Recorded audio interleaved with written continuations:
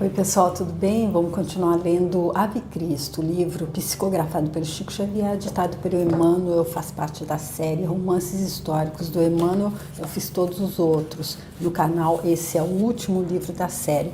Nós estamos na primeira parte do livro, no 6º capítulo, intitulado No Caminho Redentor, e o que ficou marcante nessa parte, que eu acredito que foi a terceira parte desse 6º capítulo que nós fizemos no vídeo anterior, foi então que a Cíntia, a mãe do Tassiano, foi tida ali como louca porque ela passou a ser cristã.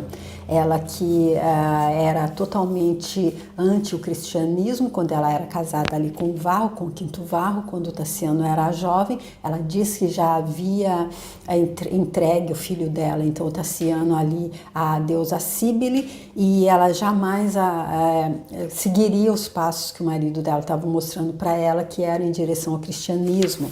E assim, depois eles, com tudo que a gente já viu nas páginas anteriores, ela acabou ficando ali com o Opílio, que também não é cristão.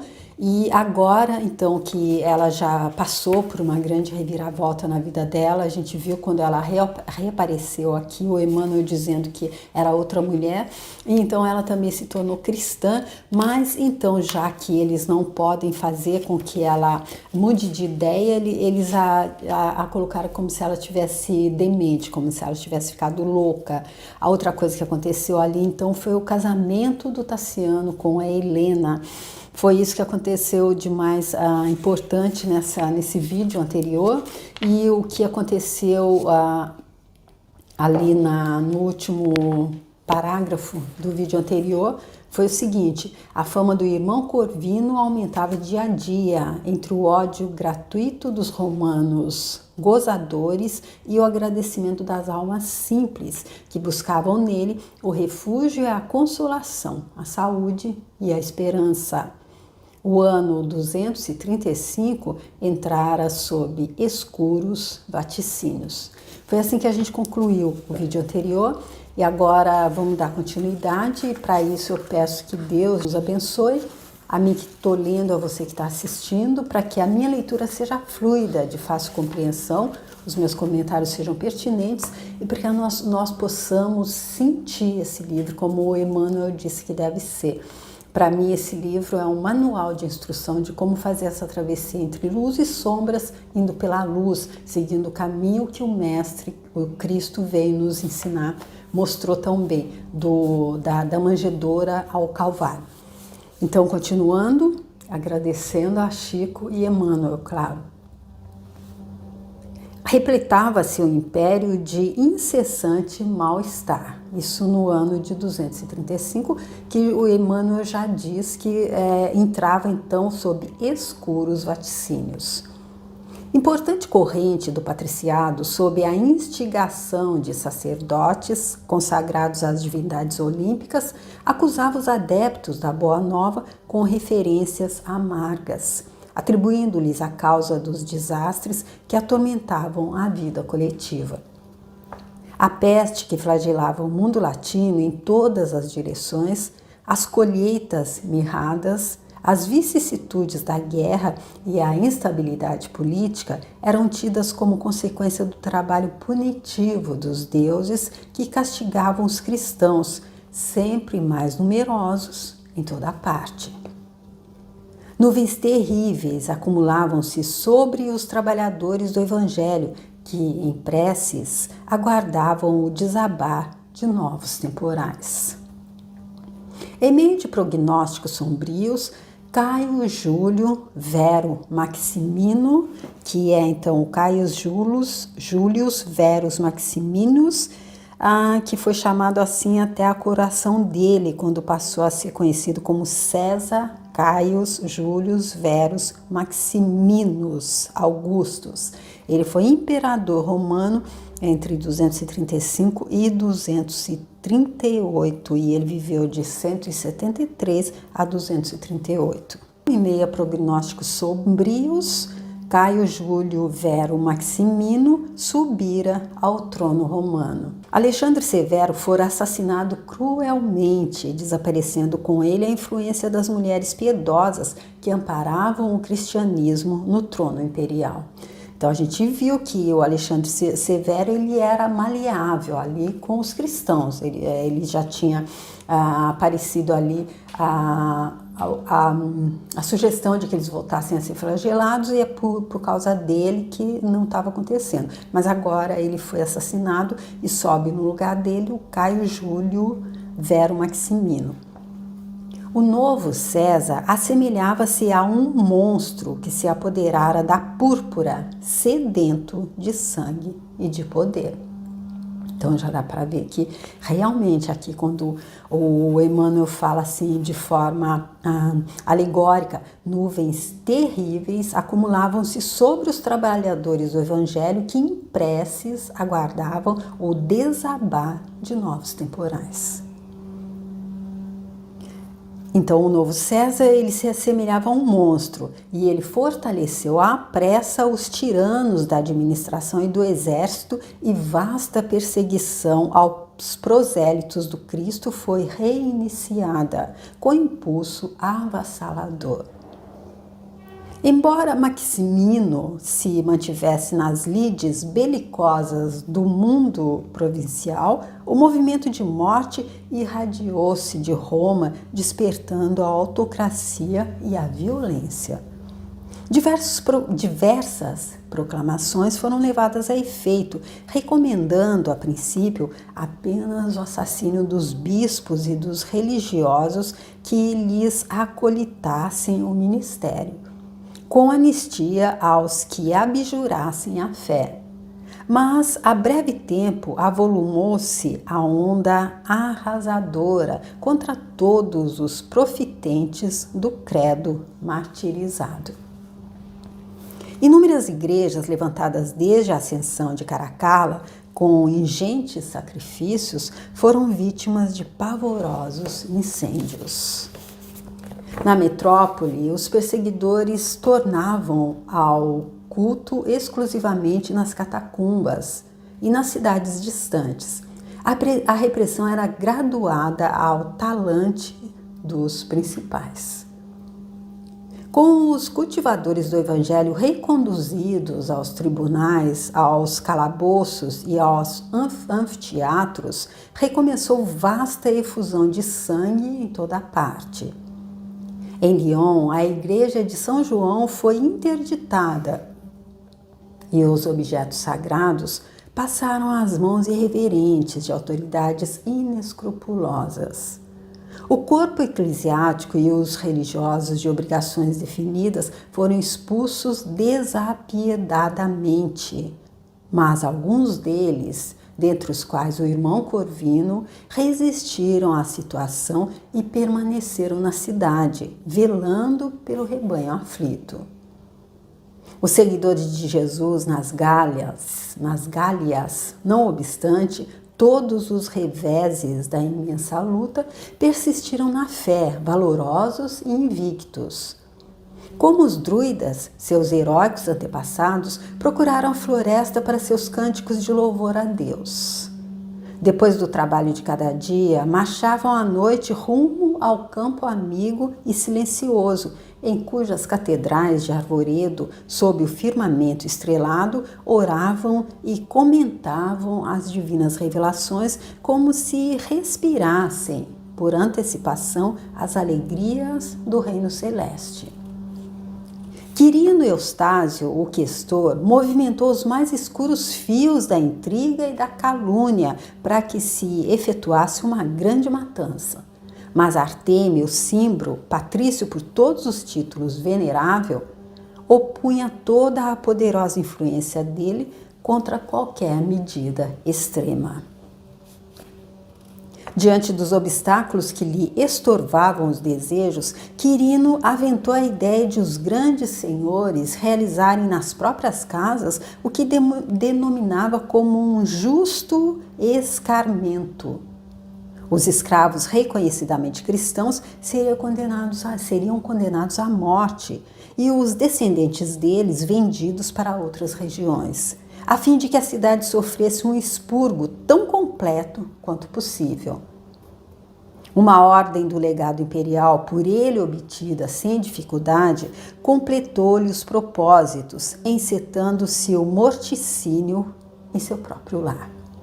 Então nós vemos aqui que o Quirino Eustáquio, ele então que é ali aquela pessoa que está à frente ali da perseguição aos cristãos, conseguiu então, ele tem ali a oposição do Artêmio Cimbro, um patrício por todos os títulos venerável, porque nós vimos no passado que eles disseram, não eram só os escravos, não eram só os da plebe que eram cristãos, havia também entre os patrícios pessoas influentes cristãs. Então esse Artêmio Cimbro, ele é um desses que serviu ali de estorvo aos desejos do Quirino, que então ele conseguiu essa autorização do próprio imperador, que como nós vimos entrou com sede de sangue, e aí então eles começaram a fazer esse justo escarmento que começava pela casa deles mesmo, condenando à morte todos os escravos que se considerassem cristãos, que se dissessem cristãos. E ele começou isso na própria casa dele. 6 homens cativos foram trucidados espetacularmente ao toque de músicas e entre júbilos populares, alastrando-se à medida por várias casas nobres. Chegada a vez do palácio rural de Eupílio, o questor visitou-o para articular as providências necessárias. Ao que me consta, informou Vetúrio, depois de interpelado, temos aqui tão somente um recalcitrante. E nós já vimos quem é esse, foi aquele que apanhou. Acredito que ele não foi morto ali naquela primeira vez que o Tassiano, então antes do Vetúrio chegar, antes do Eupílio chegar, ele fez então toda aquela veneração ali, aquela cerimônia aos deuses e fez com que todos jurassem que não eram cristãos, e teve esse escravo que se manteve firme. Então eu acredito que é dele que eles estão falando, quando então o questor, o Artêmio Cimbro, foi ali para ver então se eles também não iam entrar aqui em tudo que eles estão fazendo, esse justo escarmento, onde eles matam os escravos que se dizem cristãos nas casas de cada um. Já sei, falou Eustáquio malicioso, trata-se de Rufo, nosso teimoso e velho conhecido, ele mesmo, agora veio o nome dele, o Rufo. Tassiano foi chamado a opinar. O filho de Cíntia trouxe pelo braço a jovem esposa, em cujo regaço dormia Lucila, a primogênita recém-nata. A conversação prosseguiu animada e ferina. Suponho, explicou o dignatário enfatuado, que não temos alternativa. Exterminaremos a canalha ou seremos exterminados por ela. Observo que alguns dos nossos compatriotas e dos mais eminentes receiam afrontar a ameaça galileia em nossa cidade, considerando talvez os seus fatores numéricos. Entretanto, é imprescindível reagir. Lyon é a metrópole moral das Gálias, tanto quanto Roma é o centro do mundo. Que seria de nós estimulando aqui o favoritismo? Que Artêmio Cimbro agasalhe os velhacas, valendo-se do prestígio dele com senadores e altos magistrados de Roma, é calamidade que não podemos evitar. Mas procedermos nós do mesmo modo com servos imundos e ladrões, seria digno dos nossos fóruns de nobreza? O Artêmio Cimbro a gente já viu ali nas linhas anteriores, que é aquele então patrício cristão. Os circunstantes aprovaram-lhe as palavras com expressivos sinais de simpatia. Os escravos, continuou Quirino convincente, são instrumentos passivos de trabalho e um instrumento, por si, não pode raciocinar. Somos nós os responsáveis. Providenciar é nosso dever. E talvez porque a pausa se fizesse mais longa, Helena opinou com firmeza. Concordo plenamente. Desde muito observo que a praga nazarena tem, sobretudo, deletérios efeitos psíquicos. Parece desfigurar o caráter e apagar o brio das pessoas. Antigamente, os sentenciados à morte nos circos lutavam denodados com as feras ou com os gladiadores, conseguindo muitas vezes recuperar o direito de viver e a própria liberdade. Agora, contudo, com os ensinamentos do homem crucificado, arrefeceu-se-lhes a galhardia. Há por toda parte uma enchente de vergonha. O combate nas festas sempre foi um belo símbolo. Atualmente, porém, em vez da lança em riste, vemos braços cruzados e ouvimos cânticos até o fim. Gente, quanta insanidade, né? A pessoa, então, com um ponto de vista desse, né? Pelo menos antes tinha um pouco de diversão pra gente, né? Porque eles lutavam, tinha mais sangue, tinha mais violência, mas agora eles ficam ali de braços cruzados, cantando, então tá até perdendo a graça. Para ser aqui um pouco sarcástica com o ponto de vista dela, não é? Eutásio soltou estentórica risada e acentuou: bem lembrado, se a moda pega, viveremos de joelhos para que os vagabundos se mantenham de pé. O entendimento prosseguiu demorado e minucioso. Marcaram o dia da derradeira tentativa para a recuperação de Rufo. Solenizaram o acontecimento. Os escravos não seriam dispensados da cena final. Eutásio traria consigo um comprador da Aquitânia e, se o remitente não cedesse, vender-lhe-iam a esposa e as 2 filhinhas no instante em que se lhe processasse a eliminação.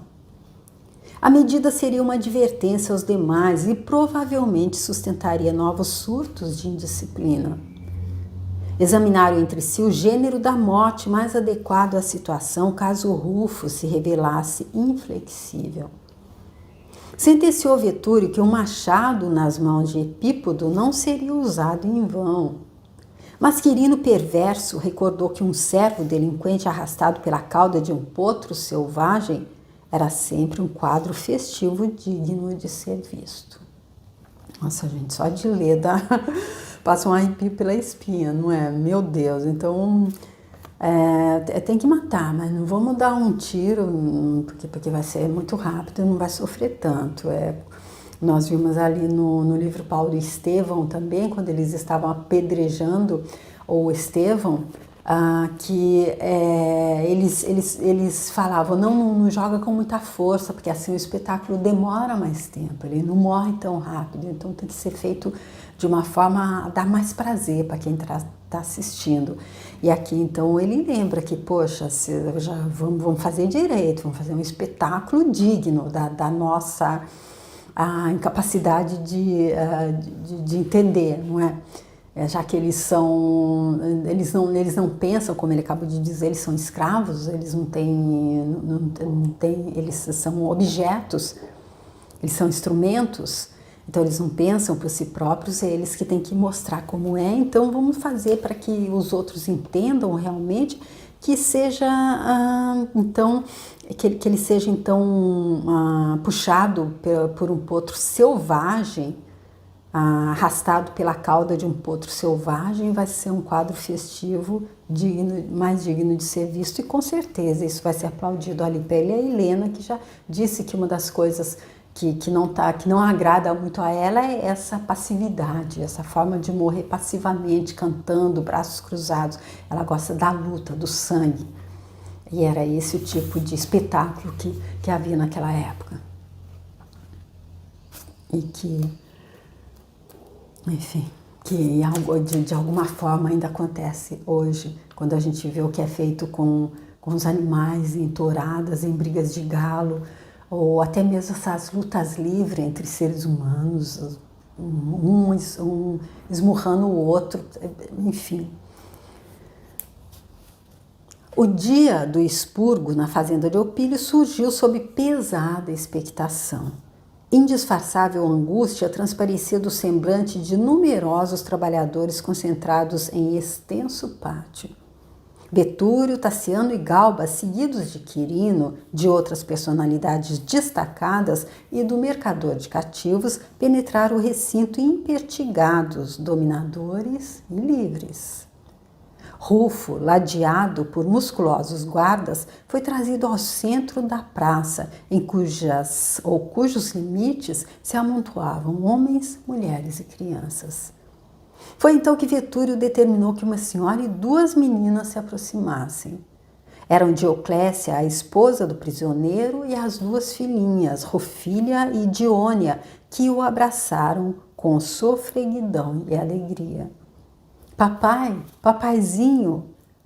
As vozes cariciosas ecoavam comoventes, arrancando lágrimas enquanto o escravo mostrava o pranto que lhe manava dos olhos, como gotas de orvalho diamantino deslizando sobre expressivas máscaras de bronze.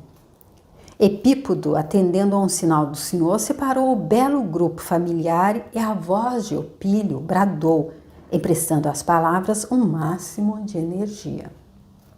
Rufo, chegou o momento decisivo. Jurarás fidelidade aos deuses e serás salvo, ou seguirás o impostor Galileu, sentenciando-te à morte e provocando o banimento definitivo dos teus. Escolhe, não há tempo a perder. Ah, Senhor, chorou o servo caindo de joelhos, não me condenais, compadecei-vos de mim. Sou escravo desta casa desde que nasci. O infeliz calou-se, dominado pela angústia, e a cabeça, em outros tempos, ereta e altiva, baixou o rosto até a poeira que Vetúrio pisava. Não invoques o passado, atende ao presente, porque a ilusão, Nazarena, quando as nossas divindades te propiciam o pão farto e a vida feliz. Rufo, porém, reergueu a fronte, recuperando a serenidade. Contemplou a esposa, que o fitava amargurada, e em seguida estendeu os braços para Diônia, meigo anjo moreno de 4 anos, que se precipitou de novo para ele, exclamando confiante: "O senhor vem conosco, papai?" O interpelado fitou a menina com inexprimível ternura, mas não respondeu. Ninguém poderia conhecer o drama que se desenrolava por trás daquele semblante sulcado pelo sofrimento. Os olhos estáticos pararam de chorar. Súbita e inabalável firmeza estampara-se-lhe no rosto. Elevou a atenção para o céu, evidenciando íntima atitude de oração, mas Opílio tornou a falar, contundente e gritante. Não delongues, não delongues. Renegas a superstição nazarena e abominas agora o impostor da cruz? O evangelho é revelação divina, informou Rufo, possuído de calma impressionante. E Jesus não é um mistificador, e sim um mestre da vida imperecível. Como ousas? Atalhou Vetúrio encolerizado. A tua morte não passará de suicídio e serás o verdugo da própria família. Dioclécia e as meninas serão expulsas, e quanto a ti mesmo, em poucos momentos, descerás ao convívio das potências infernais. Lançou-lhe rancoroso olhar e rematou depois de ligeiro intervalo: Desgraçado, não temes? O escravo, parecendo envolvido em vigorosas forças espirituais, fitou-o com tristeza e esclareceu: Senhor, os que vão morrer colocam-se à frente da verdade. Dói-me o coração reconhecer a esposa e as filhinhas humilhadas pelo incerto destino que as espera na terra. Entretanto, entrego-as nesta hora ao juiz do céu. Hoje poderei sentenciar. Acaso o solo, o arvoredo e o ouro permanecem em vossas mãos. Amanhã, porém, sereis chamado à prestação de contas nos tribunais divinos. Onde estão aqueles que em outros tempos perseguiram e condenaram? Arrojaram-se todos ao mesmo pó em que se confundem os servos e os senhores. As liteiras da vaidade e do orgulho consomem-se no tempo. Não temo a morte, que para vós é enigma e mistério, e para mim é a libertação e vida. Aqui a gente vê que ele já está ali todo amparado pelo alto, pelo divino. Ele já está, ele sabe aqui como eles estão se sentindo livres e acham que são eles ali os senhores. Ele diz, não, são vocês os escravos aqui, vocês que não entenderam nada. Você pode continuar com tudo, casa, solo, ouro, vai permanecer na mão, porém amanhã vai ser chamado a prestar conta aos tribunais divinos, pois tudo que você está fazendo contra mim, você já fez contra você. Tudo que você faz contra quem quer que seja, você está fazendo contra você próprio. E aí ele diz, não temo a morte, que para vós é enigma e mistério, e para mim é libertação e vida. A grande assembleia escutava com insopitável torpor de assombro.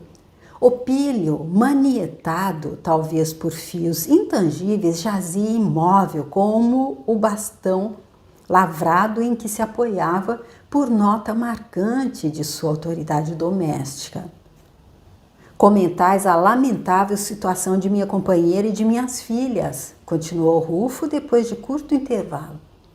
Em vista de vossa resolução, exilando-as para outras terras, no entanto, com o respeito que a vossa família sempre nos mereceu, sou levada a perguntar por vossos antepassados: onde viverão hoje vossos pais?